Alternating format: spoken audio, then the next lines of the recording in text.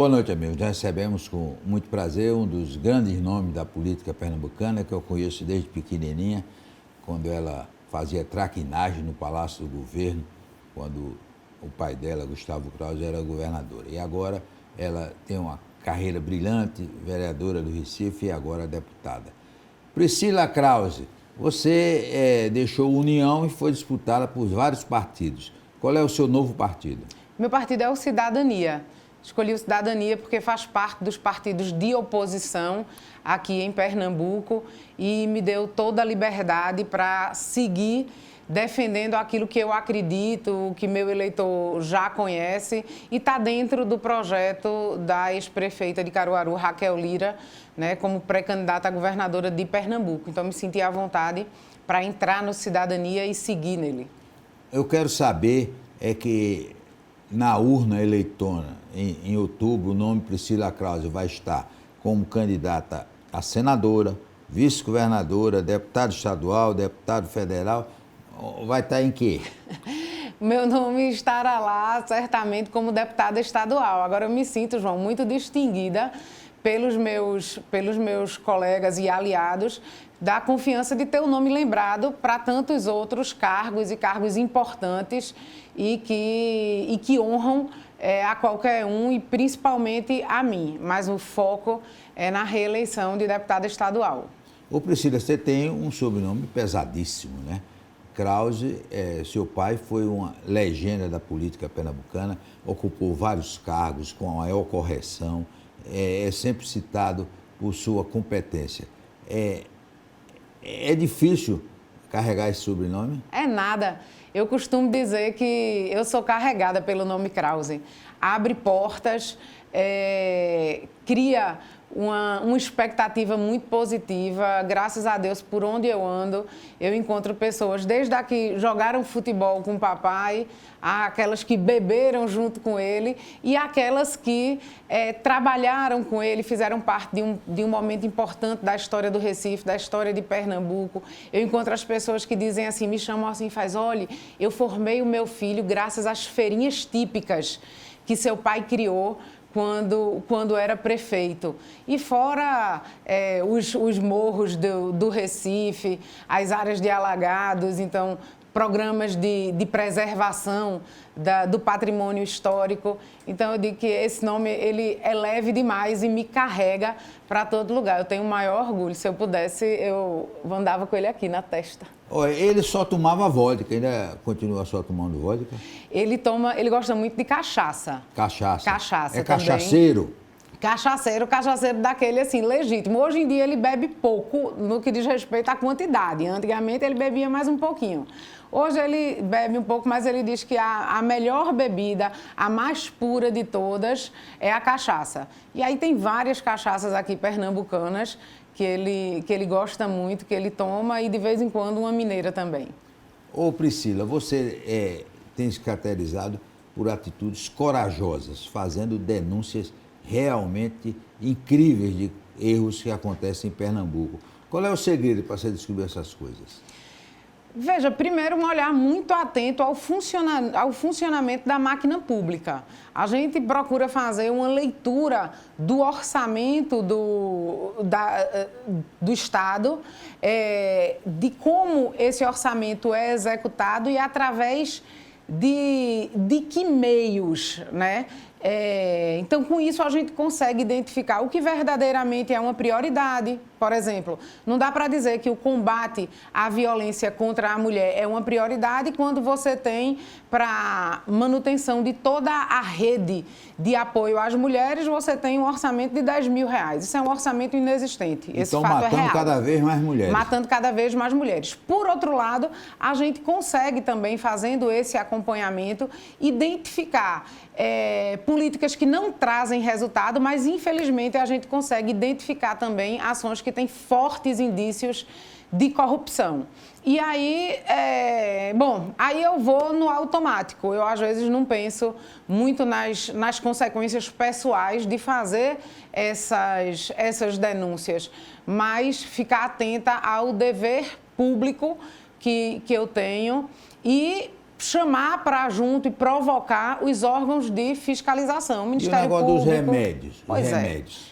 Isso aí foi uma coisa horrível, João, e muito triste num período de pandemia, quando as pessoas estavam verdadeiramente sofrendo, né? Isso foi usado como uma desculpa para beneficiar grupos políticos e econômicos através de desvio. Então, compras exageradas a empresas que têm todas as características de empresas laranja, com baixa capacidade operacional, baixo capital social, enfim, quantidades compradas de uma maneira exagerada, como eu já falei.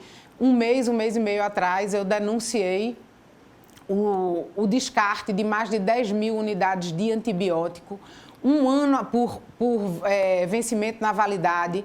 Um ano atrás, eu denunciei mais de 400 mil unidades do sedativo Propofol, no momento onde as pessoas estavam precisando desse medicamento mundialmente. O Recife e o estado de Pernambuco jogaram fora, incineraram cerca de 400 mil unidades. É uma coisa que dói na alma, mas que a gente tem que cumprir. Eu não fico nem um pouco feliz quando eu encontro uma política pública que ela não acontece bem por conta de desvios de corrupção, mas faz parte do meu trabalho. Agora, você está na mídia sempre por essas ações absolutamente corajosas, né? Acho que não tem homem na Assembleia para fazer, você está fazendo o trabalho deles todinho, mais corajosos que os homens todinho.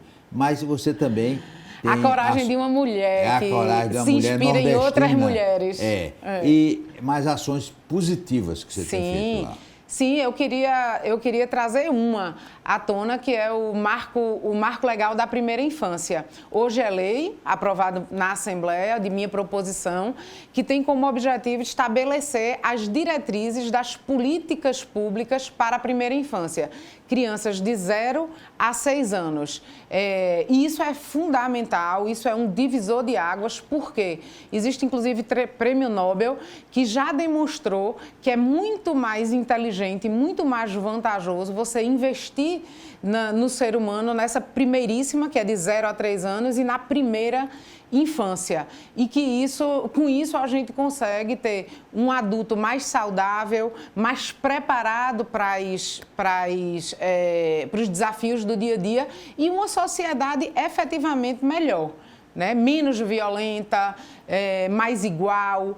Enfim, então eu acho que esse projeto, essa lei é uma lei muito especial para mim, mas para o futuro. Independente de quem esteja à frente do governo, terão sempre aquelas diretrizes a serem obedecidas. Ô, deputada, a senhora se abalou com a notícia da queda do teto do Hospital da Restauração e com o incêndio que pegou as palafitas do Pina? Demais. Quando a gente recebeu aquele vídeo, a gente estava, inclusive, numa reunião no CIMEP, no Sindicato dos Médicos. Assim, eu não acreditava. E eu tinha à noite também uma reunião de prestação de contas de mandato. Eu só consegui assistir o vídeo depois da reunião, porque quando eu comecei a assistir, começou logo a me dar uma angústia muito grande.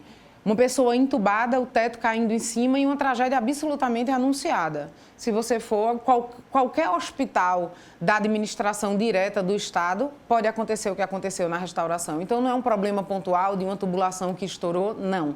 É um descaso de anos. E eu pensei na agonia e no desespero da família daqueles pacientes que viram aquilo, né? A palafita, 15 dias antes, eu estava com Raquel Lira, numa outra palafita da cidade, mas muito próxima ali, nas palafitas do Bode, conversando com as pessoas e falando sobre política habitacional e sobre a importância de dar uma moradia digna. E aí, 15 dias depois, a gente vê aquela cena que também é uma tragédia anunciada. O Recife e o estado de Pernambuco não têm política habitacional. Não tem. Para você ter uma ideia, o habitacional do Pilar, que foi da época de Roberto Magalhães, ainda não foi totalmente entregue. Você tem outros, Vila Brasil, você tem vários outros nos Coelhos, e enfim. Esse do Aeroclube, que é um mistério? Pois esse do Aeroclube, um dos primeiros guias eleitorais de Geraldo Júlio foi dentro de uma palafita no bode, conversando com a mulher e dizendo que ela ia para aquele habitacional. Absolutamente nada foi feito na campanha de reeleição. Ele colocou uma placa ali naquele terreno, também não foi feito. E em 2020, quando se teve a eleição de João Campos, se começou a fazer alguma coisa, a obra está parada, não acontece, e aí já vai as pessoas com anos e anos, mais de uma década, 14 anos, 16 anos, esperando um lugar digno para morar, vendo o lugar do outro lado. E as coisas não acontecem. Então, é uma falta de respeito muito grande. O deputado só tem saudade da Câmara, né? Eu tenho. Vereadora, né? Eu tenho, porque o dia a dia da Câmara, ele é mais intenso e ele é mais comum. Então, quando você fala, se você fala do Ibura, se você fala de Santa Amaro, se você fala de Casa Amarela, se você fala do centro do Recife, todo mundo que está ali se enxerga um pouco naquilo. Na Assembleia, a gente tem as diferenças regionais muito grandes. Então, claro que com o tempo você vai conhecendo mais, vai aprendendo, vai tendo essa oportunidade. Mas, às vezes, falar de uma realidade distante geograficamente, ela é verdadeiramente distante do dia a dia de quem está ali na capital. E a cidade ela é mais pulsante, mas eu gosto muito e tenho muita honra de ser deputada estadual também. Mas o sonho da política é com Deus, né?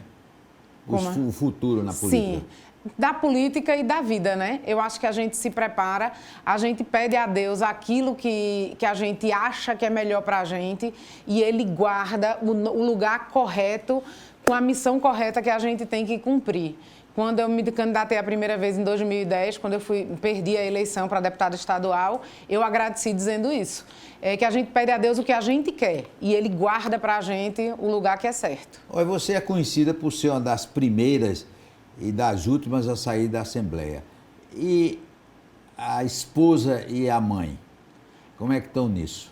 Tão bem. Hoje, depois de uma maturidade maior, a gente aprende a lidar mais com a escassez do tempo, a aproveitar melhor, organizar a vida de fato. Mas eu não tenho dúvida que tem uma parcela de compreensão enorme na família como um todo, principalmente do meu marido, Jorge, dos meus filhos, Matheus e Helena.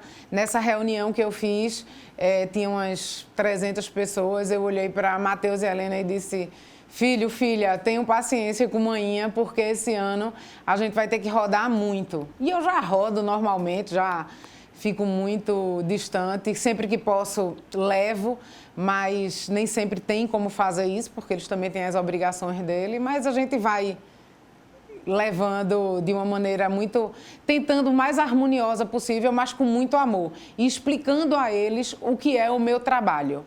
É cuidar muitas vezes de quem a gente não vê, do que a gente não sente, porque quem sente é o outro, porque quem precisa é o outro. Depois do intervalo, nós vamos continuar conversando com a deputada Priscila Krause.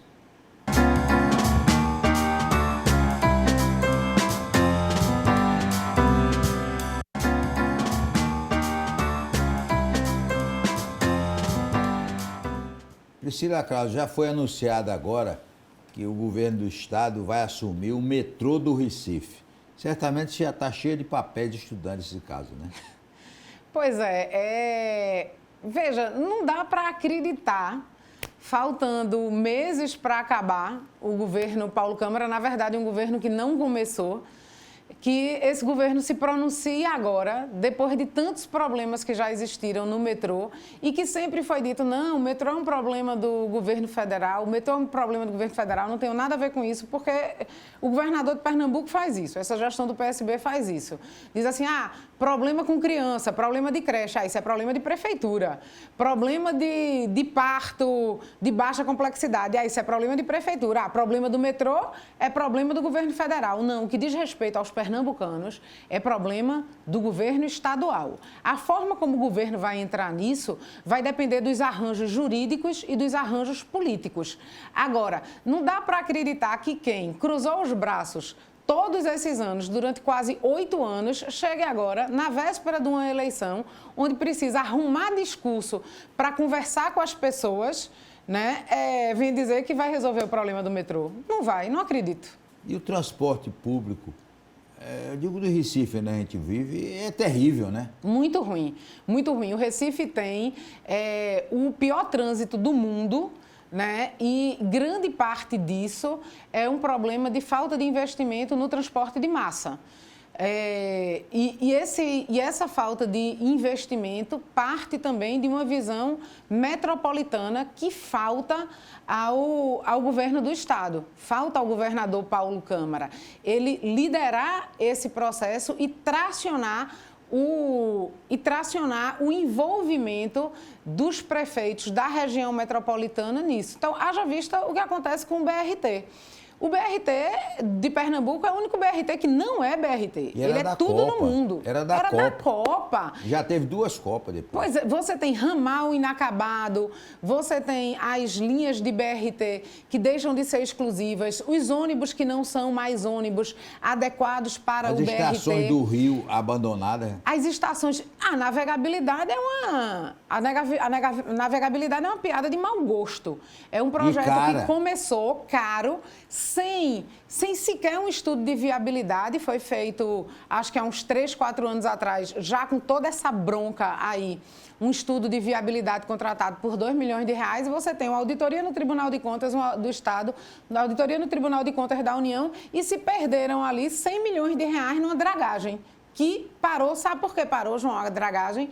Porque chegou num dado momento onde existiam as palafitas como aquelas que incendiaram.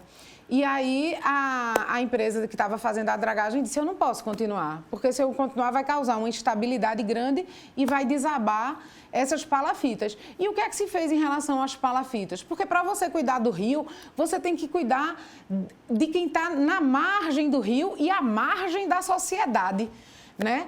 Isso não foi feito. A situação, ela é uma situação que requer uma mudança rápida, com ações de curtíssimo prazo, de curto e de médio e longo prazo, mas precisa de mudanças quase que imediatas.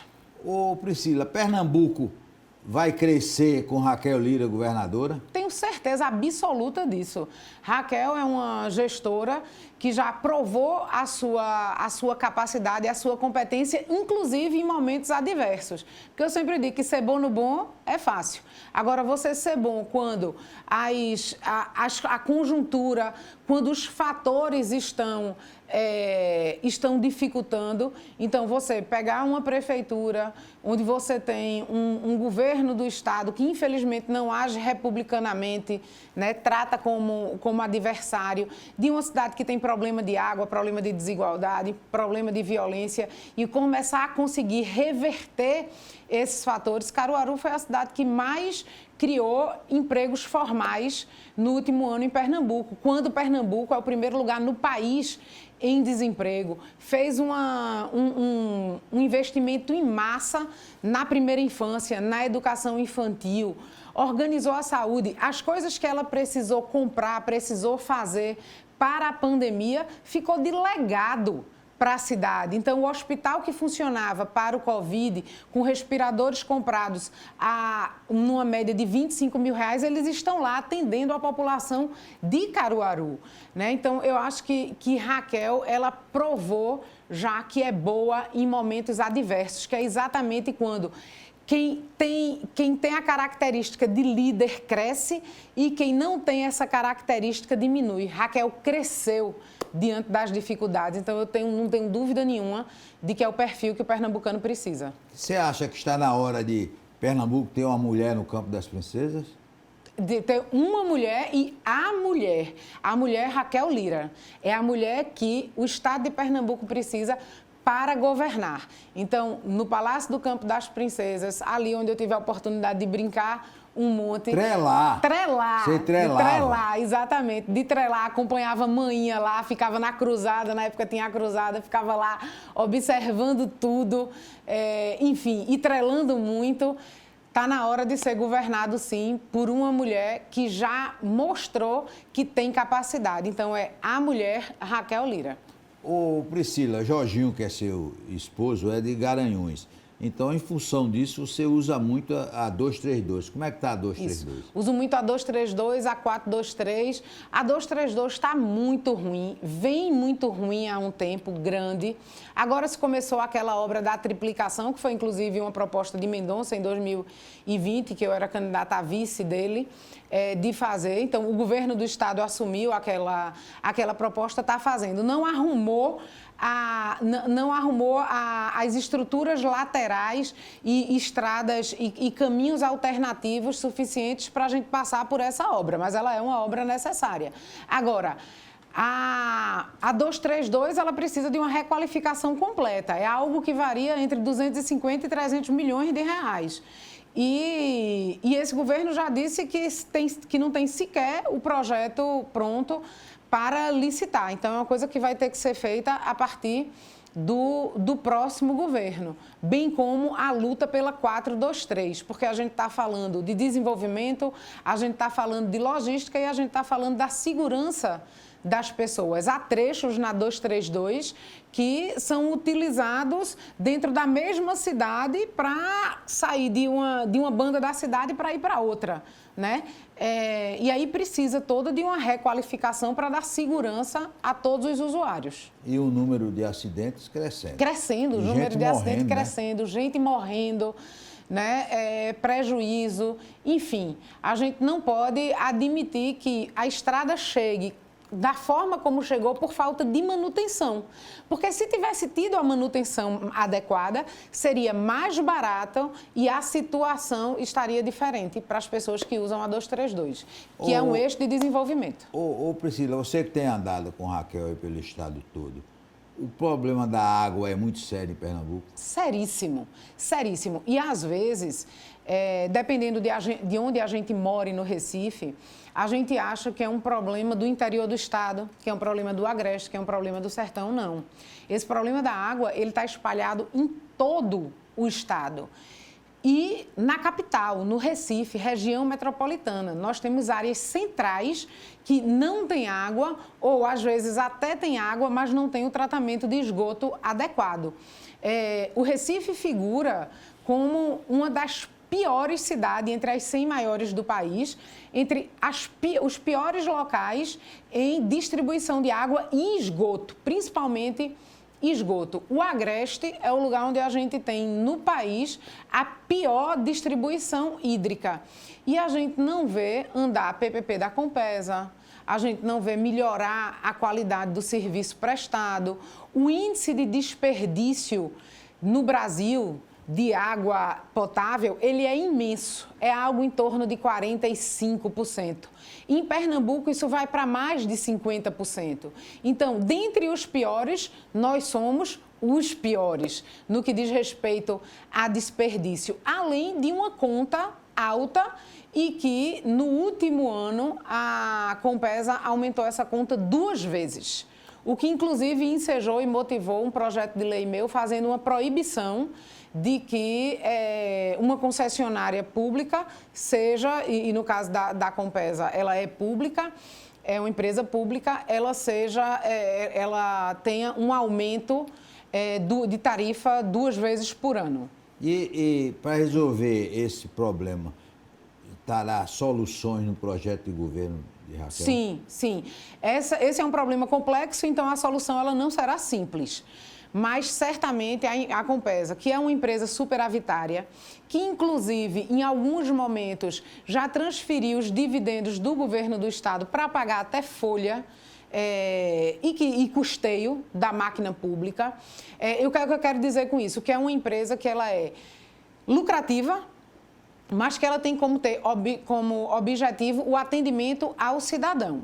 O que a gente sabe é que o modelo que está aí não atende, não promove saneamento básico, não promove distribuição de água. Há recursos para isso, desde empréstimos internacionais que foram tomados até o próprio capital interno, o dinheiro próprio, e isso será mexido de uma maneira essencial para que a Compesa atenda a população. Olha, quando Gustavo Krause foi governador, ele privilegiou turismo e cultura. Você vai forçar isso no projeto de Raquel? Essa cultura tem que ser... Sim, isso converge. Quando a gente vê o trabalho que Raquel fez e desenvolveu em Caruaru, na área da cultura e na área do turismo, em uma cidade que já é pujante culturalmente como Caruaru, a gente vê que é mais uma convergência. De fato, meu pai ele tinha um apreço muito grande por acreditar que o turismo é uma forma democrática de gerar renda, de gerar riqueza de uma maneira distribuída, de uma maneira mais democrática, porque você pega toda uma cadeia produtiva e uma variação social muito grande.